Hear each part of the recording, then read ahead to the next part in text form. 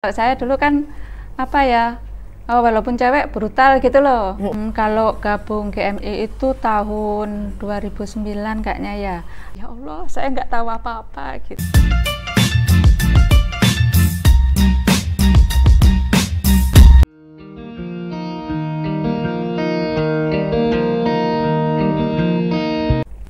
Assalamualaikum warahmatullahi wabarakatuh. Kembali lagi di Genta Podcast bersama saya Fatiatul Al-Adila. Alhamdulillah kita kembali lagi dan hadir kembali dengan pastinya cerita-cerita menarik dan cerita inspiratif. Nah, pada kesempatan kali ini kita kembali menghadirkan narasumber yang luar biasa. Jadi kali ini pasangan fenomenal bukan ya, pasangan hits kita. Jadi beliau ini nanti akan menceritakan banyak cerita tentang kehidupannya dan berbagi dengan kita semuanya. Dan yang berbeda juga, kali ini kita tidak dari mu'alaf ya, memang yang pure beragama Islam. Oke, kita langsung saja ke narasumber kita. Assalamualaikum Bu Ajeng, Pak Amin. Waalaikumsalam warahmatullahi wabarakatuh. Alhamdulillah. Bagaimana kabarnya Bu Ajeng dan Pak Amin? Alhamdulillah sehat. Kompak ya di awal aja sudah, aduh kayaknya tuh dari mulai salam kabar udah berbarengan nih. Ini seperti sudah mempersiapkannya matang. Ini bagaimana kesibukan sehari-hari? Mau satu atau mau barengan juga ini? Barengan. Sehari-hari biasa sih. Jahit kesibukannya ya sama suami. Oh, memang best couple ya.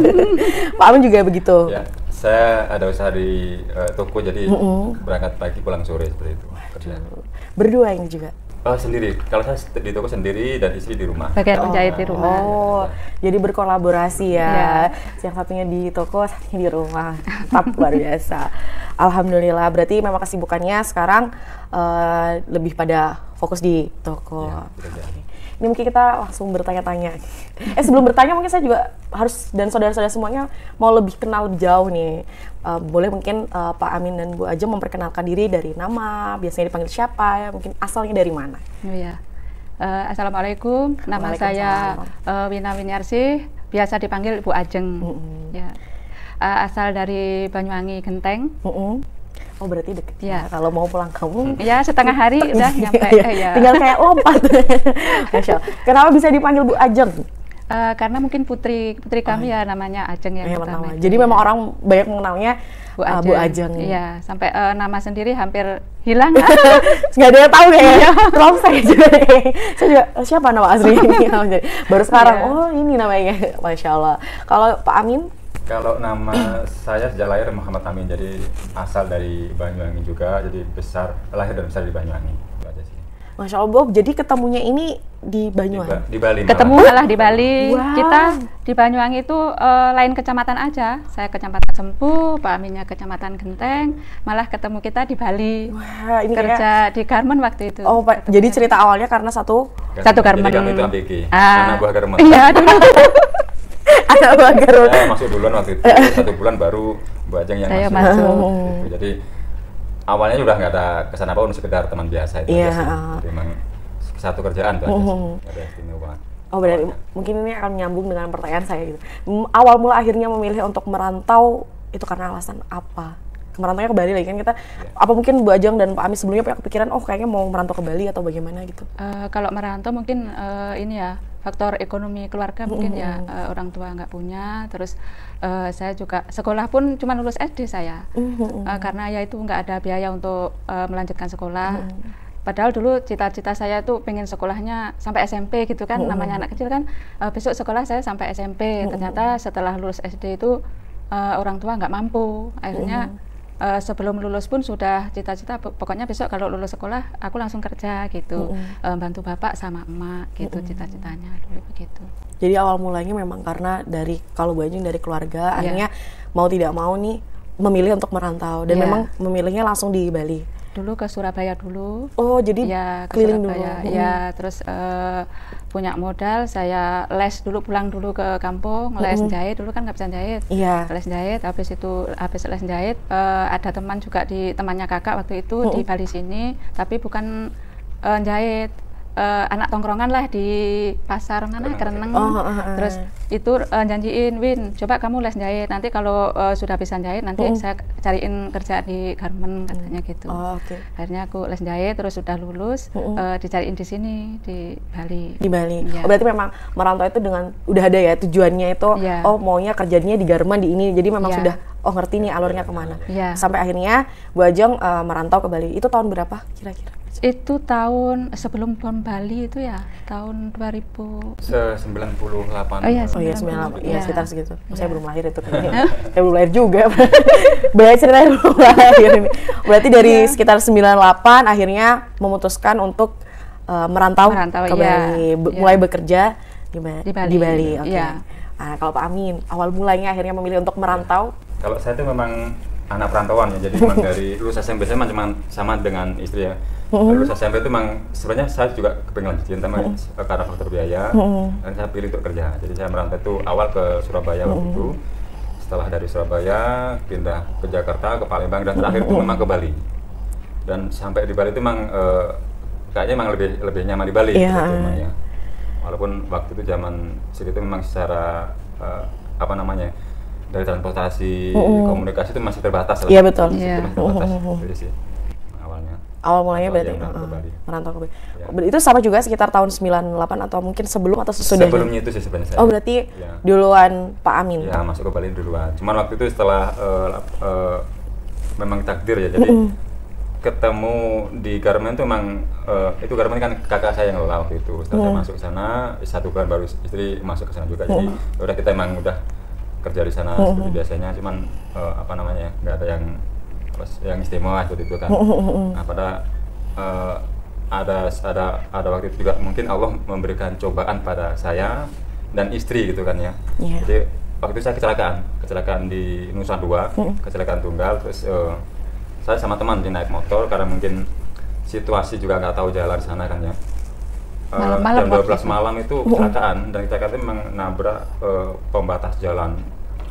Kawat berduri. Nah, mungkin saking kerasnya saya tuh sampai kelempar ke dalam, kecantol kawatnya itu. Allah. Mungkin pingsan, saya udah di rumah sakit Senglah waktu itu kan. 2 hari di Senglah, mungkin karena saking parahnya saya juga dibawa pulang itu. Keadaan saya memang masih, muka itu masih nggak jelas, masih agak parah lah maksudnya. Jadi mungkin orang nggak mengenali. Jadi saya dibawa ke garment itu, teman-teman tuh takut ya, menghindar semua. Antara takut sama kasihan tuh campur baur. Saking mungkin parahnya mungkin waktu itu jadi sampai jahitan di mana-mana gitu kan. Nah, karena mereka juga takut kasihan, tapi takut mereka nggak ada yang bisa ngerawat, nggak ada yang berani gitu maksudnya. Nah, istri saya ini aja yang mau ngerawat, karena memang nggak ada yang berani kan, dan cuma istri saya yang berani itu yang ngerawat dari dari yang ngasih makan, dari bahkan mohon maaf dulu rambut itu kan masih banyak darah sampai 3 hari itu kan, karena belum ada yang pengerawat saya. Sama istri dimandiin, maksudnya dikeramasin sampai bekas-bekas darah di kepala itu sampai bener-bener. Karena waktu itu kan ini datang terus dalam keadaan kayak nggak muka ya, kayak bola gitu kan. Semua ya nangis gitu, terus semua nangis, mau deket nggak berani, tapi kasihan gitu kan. Akhirnya yang pamannya nggak usah nangis, langsung dirawat gitu, langsung dibawa ke dalam gitu. Akhirnya saya yang dekat gitu, saya dekat terus dituntun ke dalam, terus ya dilap-lapin lah apanya yang kayak darah-darah apa itu, dilap-lapin pakai kain basah gitu. Jadi setelah 2 minggu itu saya baru diantar pulang ke Banyuwangi. Oh iya. Karena sudah agak lumayan bisa ngomong. Ibu saya tuh sampai nangis juga lihat saya seperti itu. Karena mungkin masih agak parah lah. Saya juga membayangkan sekarang kayak mau gimana itu. Masya Allah. Jadi akhirnya itu pulang ke Banyuwangi.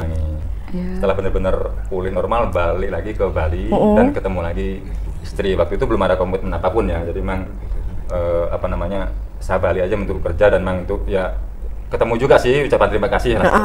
Betul. Jadi belum yang kayak lebih akrab, lebih menang, hanya udah berteman karena memang satu kerjaan. Masya Allah. Sampai akhirnya Pak Amin sudah kembali pulih, kembali bekerja. Singkat cerita, akhirnya memutuskan untuk menikah di tahun berapa? Padahal waktu itu sebenarnya kalau usia kan masih muda, masih 21 tahun saya, dan istri pun masih 20 waktu itu kan. Karena memang mungkin ya takdir juga dari Allah, jadi akhirnya memutuskan untuk menikah. Dalam usia muda sebenarnya. Betul. Pada tahun berapa? 99. Iya, 99. 99. Bulan Agustus waktu itu. Saya udah lahir itu. Kalau ini saya udah lahir. Baru akhirnya memutuskan untuk menikah di pada saat. Oke, luar biasa. Jadi perjalanannya saya sudah membayangkan tadi Pak Amin kecantik. Mungkin bener juga kenapa teman-temannya juga antara kasihan dan takut kan mikir juga ya. Karena pulang nggak pakai baju, nggak pakai celana, cuman sarung bikiniin kayak yang India gitu. Karena memang posisi kan sudah bisa masuk ke dalam yang berduri. Luar biasa, masya Allah. Oke, mungkin akhirnya kan menikah, punya anak. Nah, yang menjadi pertanyaan saya sebelumnya itu memang Pak Amin dan Bu Ajeng itu sudah belajar tentang Islam itu memang yang dari kecil kah, atau yang oh yaudah deh aku Islam kok, ya udah identitasku Islam, tapi secara rutinitas tuh ya biasa-biasa atau gimana? Ya, kalau belajar Islam, kalau Islam ya saya dari kecil, tapi ya itu Islam kalau di kampung kan ya gitu-gitu aja, cuman wajibnya sholat, terus belajar ngaji di musalah-musalah biasa itu, bukan untuk mendalami ilmunya Islam tentang sejarah apa itu, enggak. Jadi cuman untuk utama-utamanya aja gitu yang kita jalani yang sebagai orang Islam ya. Kalau Pak Amin sendiri? Ya alhamdulillah saya lahir Islam, terus juga di kampung alhamdulillah kebetulan memang dari lingkungan yang Islami ya. Cuman karena kelamaan merantau jadi luntur juga akhirnya. Bener-bener luntur, akhirnya waktu itu masih muda, berteman dengan orang-orang yang kurang baik, jadi memang ke bawah juga akhirnya waktu itu. Memang usia-usia labil kita juga. Terus setelah menikah itu memang istri justru yang mulai mengingatkan lah, karena pengaruh dari lama itu masih ada. Karena memang sudah rumah tangga, istri selalu ngingetin, ya alhamdulillah sudah mulai ada perbaikan seperti itu. Berarti ya, saling mengingetin sih, yang banyak sih Pak Amin. Kalau saya dulu kan walaupun cewek brutal gitu loh, maksudnya kayak teman-teman banyak yang cowok-cowok kayak gitu ya, terus kayak ibadah cuman sholat gitu, terus yang banyak ngajak kebaikan tuh Pak Amin malahan saya. Jadi memang di awal itu masih mau belajarnya bukan yang mendalam banget ya. Iya, sampai dulu saya nggak tahu namanya berhijab ini wajib bagi seorang muslim, yang muslimah ya. Iya, muslimah itu wajib pakai hijab, saya nggak tahu. Gitu dulu. Berarti memang ya taunya ya udah Islami wajibnya sholat, yang ini dan kayak ini. Pakaian harus tertutup, segala macam nggak tahu. Betul. Sampai akhirnya lama belajar. Itu setelah akhirnya menikah, Pak Amin dan Bu Ajeng ikut mungkin belajar buku kah, atau mungkin ikut pengajian atau kajian tertentu? Waktu itu belum ikut, karena memang zaman segitu tuh hubungan belum begitu banyak ya, komunikasi juga belum, betul. Dan transportasi juga belum selada sekarang ya. Jadi kita hanya Islam itu melaksanakan kewajiban itu aja sih. Jadi kalau ikut kajian taklim itu memang belum.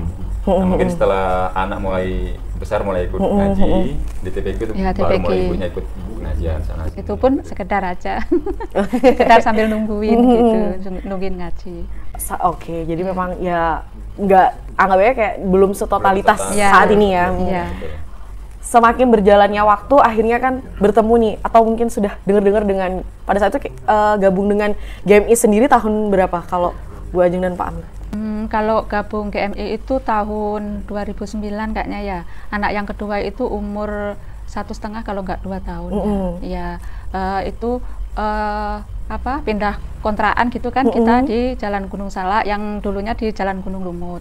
Itu kenal sama Bu Riz, Bu Goni, Bu Wayan Suwarniti ya nama ini Balinya.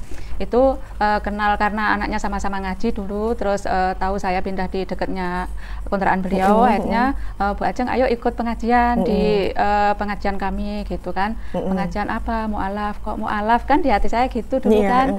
Terus nggak apa-apa, coba aja ikut gitu, pokoknya ikut. Iya, saya ikut. Pertama ngaji itu kalau nggak salah di rumahnya Bu Halimah.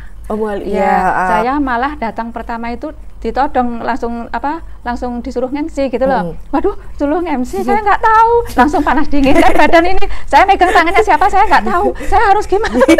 Ngomong aja MC gitu kan. Terus langsung aja spontan buka Al-Quran yang pertama itu kan, langsung salam. Terus ya sebisanya baca yang di Al-Quran yang pertama itu gitu, waktu itu gitu. Tapi dengan ini panas dingin rasanya badan. Grogi karena belum pernah ini. Iya, belum pernah sama sekali. Jadi kalau pengajian sebelumnya belum pernah yang kayak bertugas. Belum. Jadi itu pertama kali perdana. Iya. Jadi MC. Kan nggak kenal semuanya kan. Pertama sekali hadir langsung suruh MC kan ngeliat semuanya. Ya Allah, saya gitu. Iya. Masya Allah, luar biasa. Kalau Pak Amin sendiri juga bareng sama setelah ibu-ibu, istri saya ikut pengajian ibu-ibunya bilang pulang dari pengajian itu bilang nanti ada bapak-bapak mau digabungkan untuk ngaji gitu kan. Jadi saya pikir kok ngaji sama bapak, saya belum kenal, nggak apa-apa, ikut aja, yang penting ini memang bagian dari yaitu mualaf gitu kan. Tapi juga dengan kata mualaf gitu kan, makanya memang asing, seolah-olah kata mualaf itu kan bagi orang-orang yang baru masuk Islam gitu betul. kan. Awalnya sih seperti itu kesannya itu, tapi setelah pertemuan pertama kedua karena ngajinya juga santai ya, jadi ngaji santai ya udah mulai nyaman lah gitu.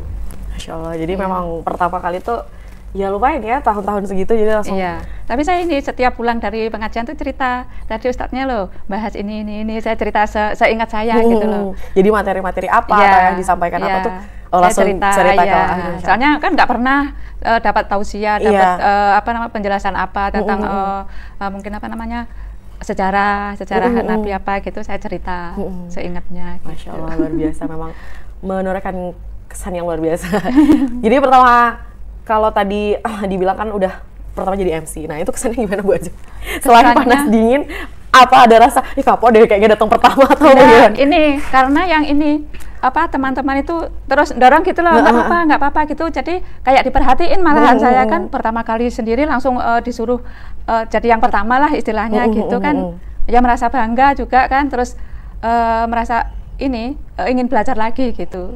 Jadi malah jadi menambah ingin berani gitu. Jadi tambah semangat. Nggak apa-apa, coba lagi. Terus apalagi cerita kan pas pulang, aku tadi lo suruh nge-MC, aku padahal nggak tahu kan, nggak apa-apa, malah bagus, belajar aja terus gitu, kata Pak Aminnya. Masya Allah, biasa. Kalau Pak Amin sendiri waktu pas pertama kali pertama kali ikut pengajian dengan Bapak, bagaimana kesannya?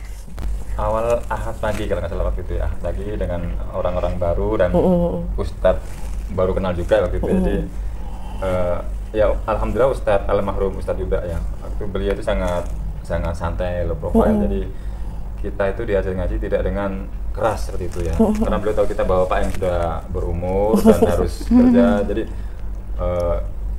cara metodenya itu sangat santai itulah. Yang penting mau hadir itu mungkin alhamdulillah seperti itu. Jadi ya kita nyaman ngajinya, nyaman.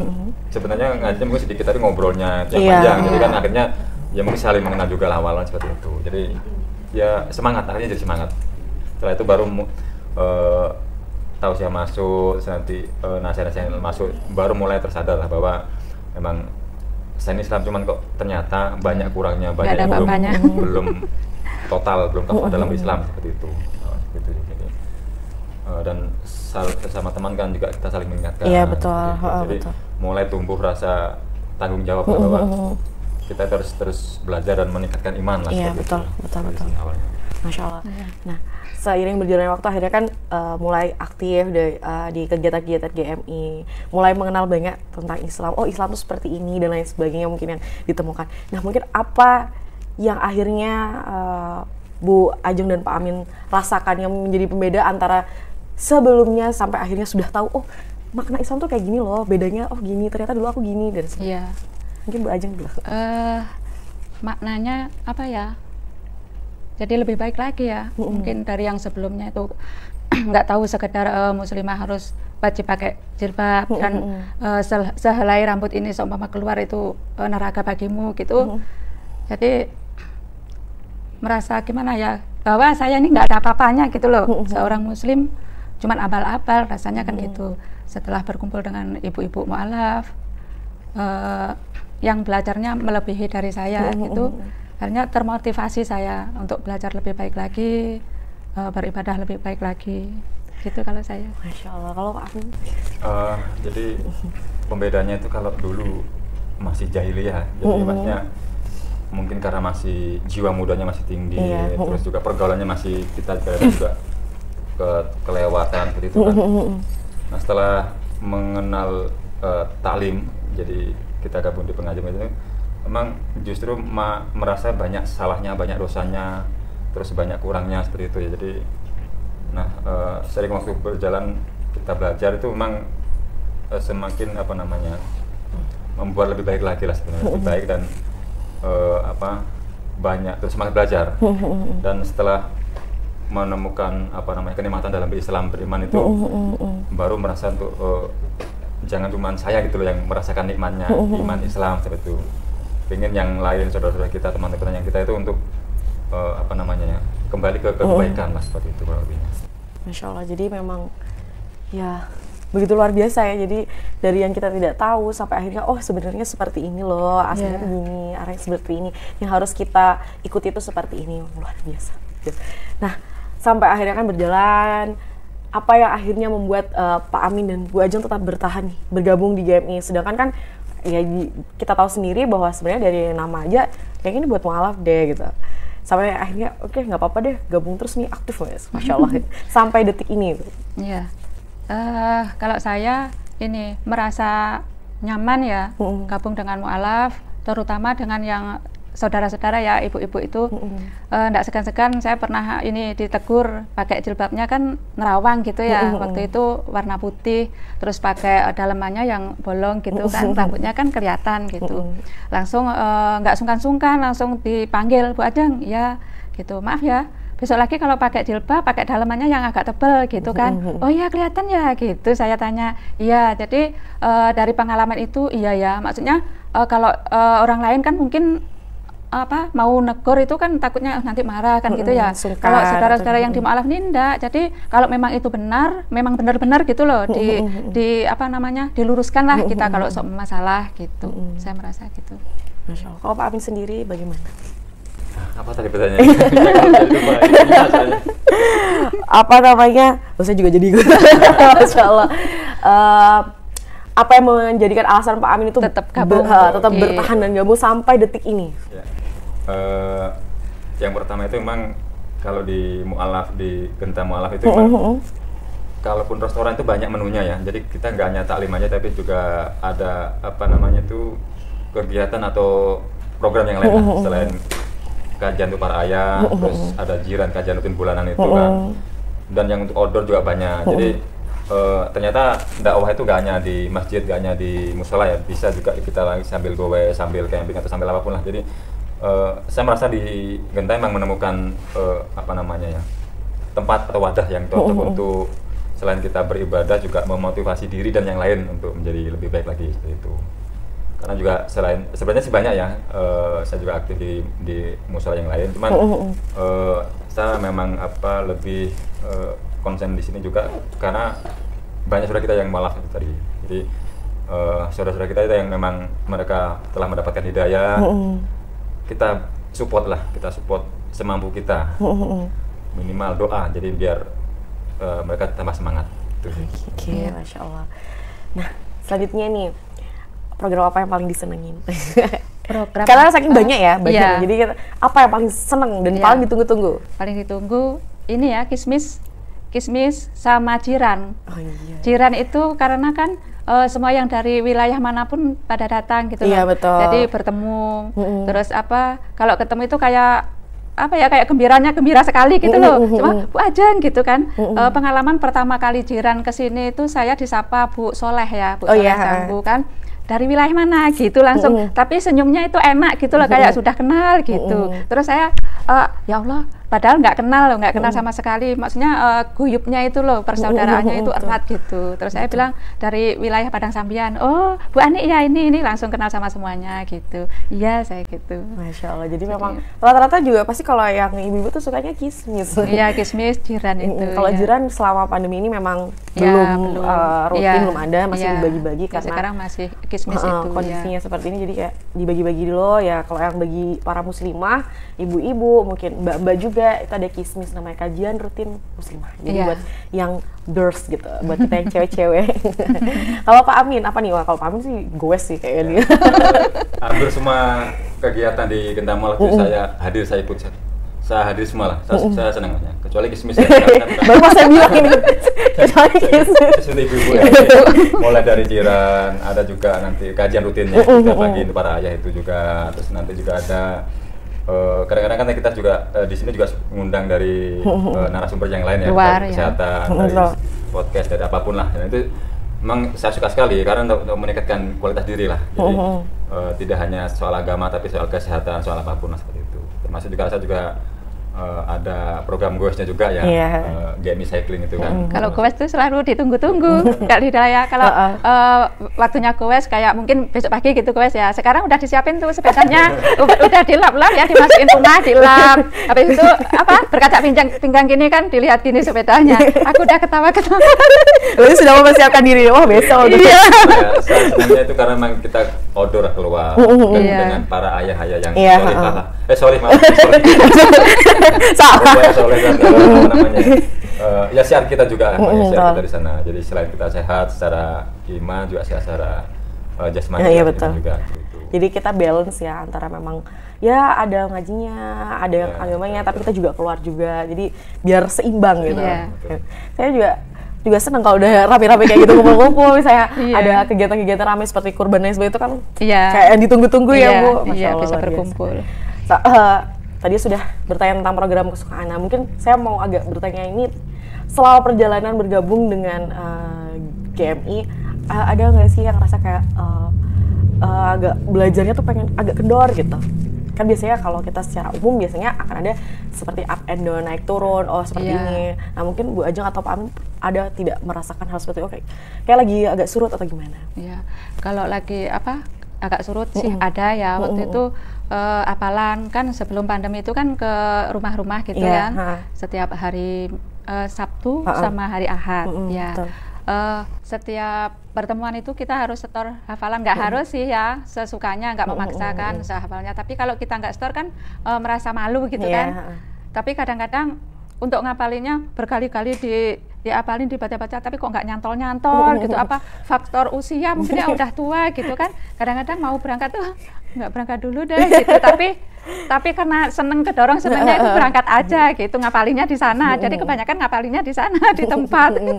Akhirnya ngapalin spontan, terus pas setor agak-agak lupa, udah tahu dah ustadzahnya atau ustadzah, berarti ngapalinnya di sini ya, ketawa deh jawabannya gitu. Masya Allah, memang masih ada ceritanya ya. Iya, tapi tetap semangat karena seneng. Sebenarnya gitu kadang juga ya, saya juga mungkin kalau mengikuti kajian, wah kok ini programnya gini, program saya ada hafal-hafal tuh, karena kita juga udah nervous tapi pengen ikut kumpul. Kalau Pak Amin gimana Pak Amin? Alhamdulillah saya masih istiqomah ya, maksudnya kadang-kadang memang perasaan down itu ada. Cuman saya teringat lagi pas ada kajian untuk para ayah itu. Jadi saya ingat teman-teman semua, maksudnya kalau ya kangen ketemunya, nanti kalau saya nggak datang juga apa namanya teman juga kurang bersemangat atau sebaliknya gitu kan. Jadi senang aja, maksudnya tetap bisa istiqomah itu karena selalu teringat teman-teman, dan saya nanti merasa sesuatu baru, ilmu baru lah yang saya dapatkan kan. Jadi banyak hal yang akan saya dapatkan selain silaturahim, juga nanti ilmu yang saya dapatkan dan juga bisa sarapan dan ngopi bareng. Jadi itu selalu ada semangat lah. Iya. Masya Allah. Nah ini mungkin saya bertanya tentang saudara-saudara kita. Jadi kan Pak Amin dan Bu Ajeng memang dari dulu sudah belajar tentang Islam itu sendiri. Nah ketika akhirnya bergabung dengan saudara-saudara kita yang mu'alaf, bagaimana pendapatnya atau wah mu'alaf kita tuh seperti ini ya, ternyata para mu'alaf tuh seperti ini gitu. Ya, kalau pendapat saya ya mu'alaf itu malah lebih pintar ya, mereka itu lebih sungguh-sungguh gitu daripada saya yang Islam dari kecil. Soalnya yang saya kenal, jadi sebelum mereka mendapatkan hidayah itu mereka sudah penasaran gitu loh tentang Islam. Akhirnya karena dari penasaran itu mereka pada beli buku, istilahnya beli buku sejarah Islam itu mereka baca. Terus penasaran tentang Al-Quran, rata-rata mereka sudah mempelajari duluan gitu loh sebelum bisa membaca itu, mungkin artinya dulu yang beliau itu pelajarin gitu kalau menurut saya.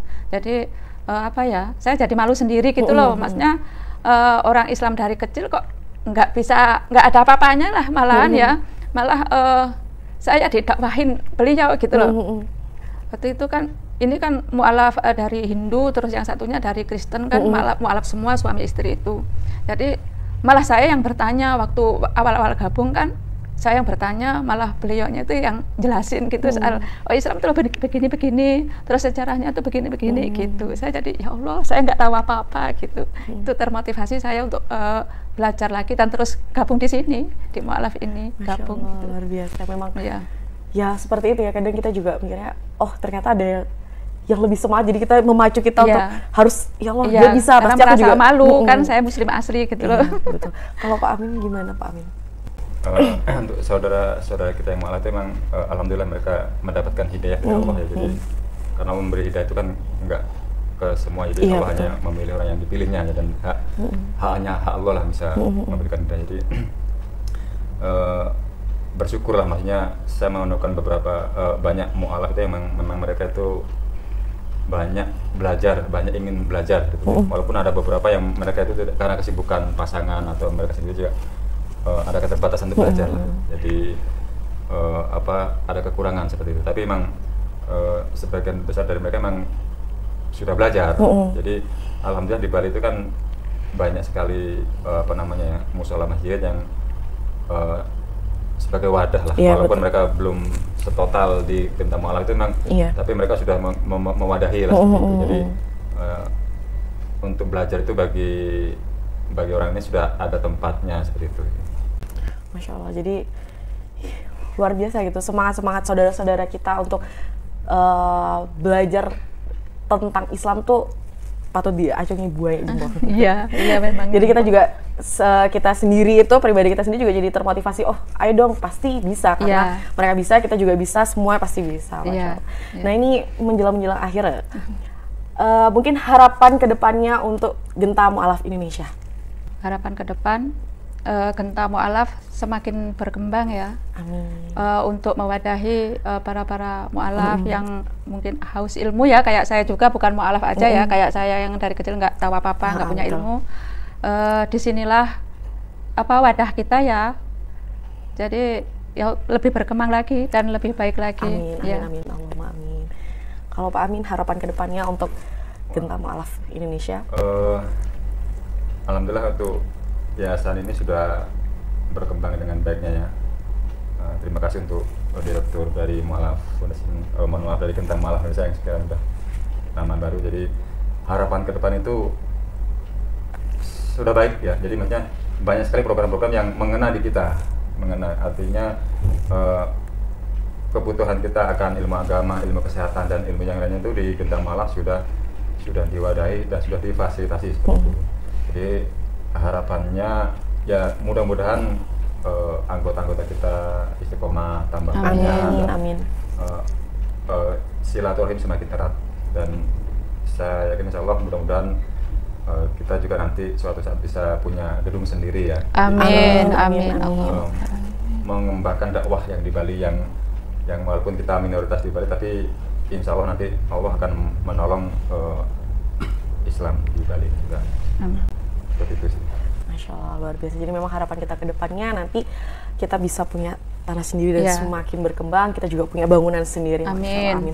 Semoga Allah mengijabah doa-doa kita dan saudara-saudara kita.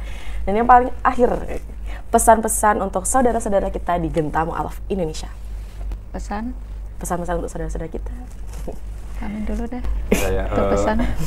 Saudara kita yang sudah muslim dari kecil atau terutama untuk para mualaf ya, jadi tidak ada kata terlambat untuk belajar, dan mualaf itu kan artinya yang dilembutkan hatinya. Jadi Allah sudah memberikan kita, para saudara kita, para mualaf itu untuk mendapatkan hidayah, belajar, kewajiban setiap muslim, dan selanjutnya itu berdakwah menjadi dai baik untuk minimal untuk diri kita sendiri dan keluarga kita. Jadi semoga tetap istiqomah dalam keislaman, dalam keimanan, dan tetap semangat. Jadi semangat hingga akhir nanti. Amin. Bu Ajeng mungkin untuk saya sama ya, kira-kira ya, para mualaf, para saudara yang bukan mualaf seperti saya, ayo semangat belajar, menuntut ilmu tentang Islam kita ya, jangan bosan-bosan, ayo belajar dan terus belajar. Itu Masya Allah, luar biasa. Wah, ini ceritanya memang benar-benar inspiratif, dari perjalanan awal mulai merantau sampai akhirnya detik ini saya juga kenal dengan Bu Ajeng dan Pak Amin, tahu ceritanya bagaimana. Dan satu lagi mungkin ya, pesannya atau mungkin menyebutkan moto untuk Boleh. yayasan? Bapak, Ibu, saudara-saudari dari Genta Malas sendiri banyak sekali kajian atau acara program-program ya, baik itu dari kantin ayah, kajian para ayah, bisnis untuk para ibunya, Genta Charity, serta